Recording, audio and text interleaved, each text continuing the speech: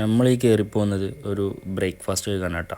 അപ്പോൾ ഉള്ളിൽ കയറി ഈ ആംബിയൻസ് കണ്ടപ്പോൾ ഞാൻ ചെറുതായിട്ടൊന്ന് ഇട്ടിട്ടാ. കാരണം സീറ്റ് അറേഞ്ച്മെൻറ്റിൽ അത്രയും പക്കയായിട്ടാണ് ചെയ്തു വെച്ചുള്ളത്. പിന്നെ ഞാൻ പോയി നല്ലൊരു സീറ്റിൽ പോയിരുന്നു.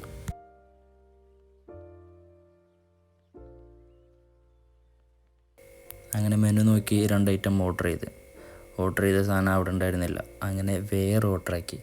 അപ്പോൾ അതും വെയിറ്റ് ചെയ്തുകൊണ്ടിരിക്കുന്നതാണ് നിങ്ങൾ ഈ കാണുന്നത്. കുറച്ച് വെള്ളമൊക്കെ കുടിച്ച് വെയിറ്റ്.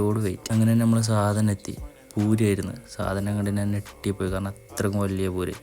പിന്നെ നല്ല ഹോട്ട് ആൻഡ് സോഫ്റ്റ് ആയിരുന്നു കേട്ടോ. അത്രക്കും നല്ല ചൂടും ഭയങ്കര സോഫ്റ്റ് ആയിരുന്നു പൂരി. പിന്നെ കഴിച്ചു നോക്കാം. ആ 2 കറിയിലും മുക്കി കഴിച്ചു നോക്കാം. അപ്പോഴാണ് അതിൻ്റെ ടേസ്റ്റ്.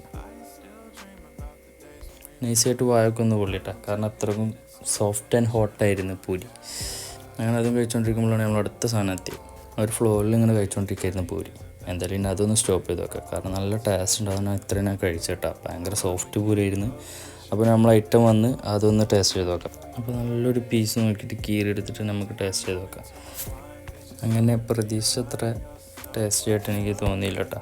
കാരണം അത്രക്കും നല്ല ഓവർ മസാല ആയിരുന്നു. എൻ്റെ എക്സ്പ്രഷൻ മാറിയത് നിങ്ങൾ കണ്ടല്ലോ. വേറെ ഒന്നുമില്ല, അത് ആ മസാല കാരണം. സ്പൈസി ഇഷ്ടപ്പെടുന്നവർക്ക് എന്തായാലും ചിലപ്പോൾ ഇഷ്ടപ്പെട്ടെന്ന് വന്നിരിക്കും. എന്തായാലും ഞാൻ കഴിച്ച് നോക്കുമ്പോൾ എനിക്കധികം അത്ര ഇഷ്ടപ്പെട്ടില്ല. ഒരു നോർമൽ ഓക്കെ ഫീലായിരുന്നു.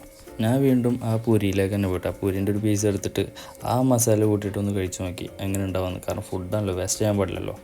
കഴിച്ച് നോക്കിയപ്പോഴും ആ മസാല എന്തോ എങ്ങനെ കഴിച്ച് നോക്കിയിട്ട് മാച്ച് ആവണില്ല.